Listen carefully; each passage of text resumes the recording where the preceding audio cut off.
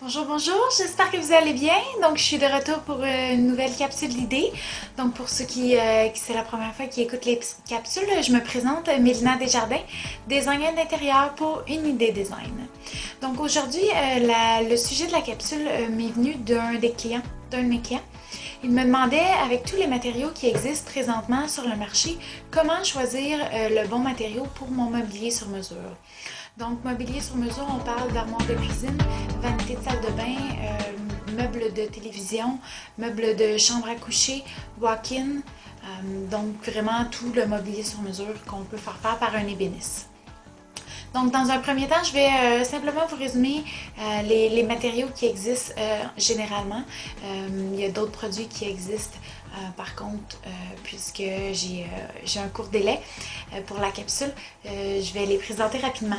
Donc, je commence dans un premier temps avec la mélamine. Donc, oui, il y a de la mélamine qui existe. Il y a plusieurs couleurs de disponibles.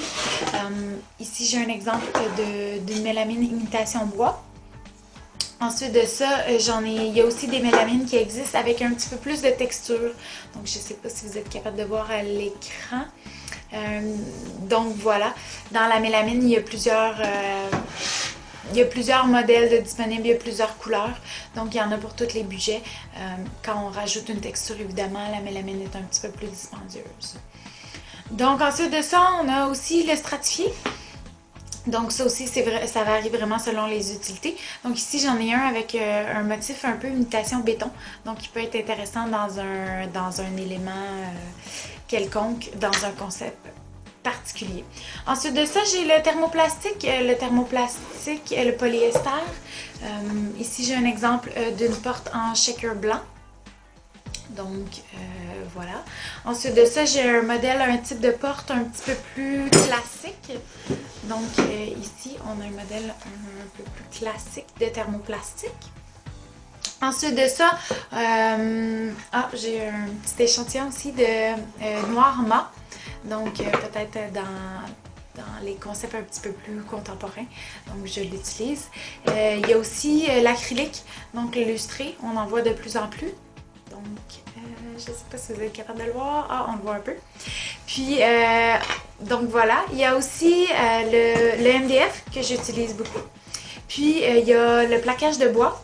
Le plaquage de bois pour... en fait, donc ici, c'est un plaquage de bois de noyer. Donc, c'est quand même très intéressant pour... ce qui peut être aussi intéressant, c'est de mélanger plusieurs matériels. Il y a aussi le bois massif. On en voit de moins en moins à cause du prix du bois. Le bois massif avec un centre en massif ou un centre en plaquage. Donc, pour répondre à la question, comment choisir le bon matériel?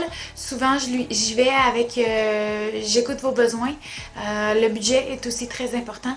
Puis, le look, le style qu'on a besoin, qu'on veut dans le concept du mobilier sur mesure. Donc, ce sont tous des points avec lesquels je vous guide pour un matériau plus qu'un autre. Donc, c'est tout le temps que j'avais pour parler de la capsule. Donc, si vous avez besoin de plus d'informations, n'hésitez pas à me contacter, n'hésitez pas à m'appeler. Vous pouvez aussi visiter mon site internet www.unidedesign.com pour plus d'informations sur mon entreprise. Alors, j'espère que la capsule vous a plu. Puis, si vous avez des idées de capsules, n'hésitez pas à m'écrire aussi. Alors, sur ce, je vous souhaite une belle fin de journée. Merci. Au revoir.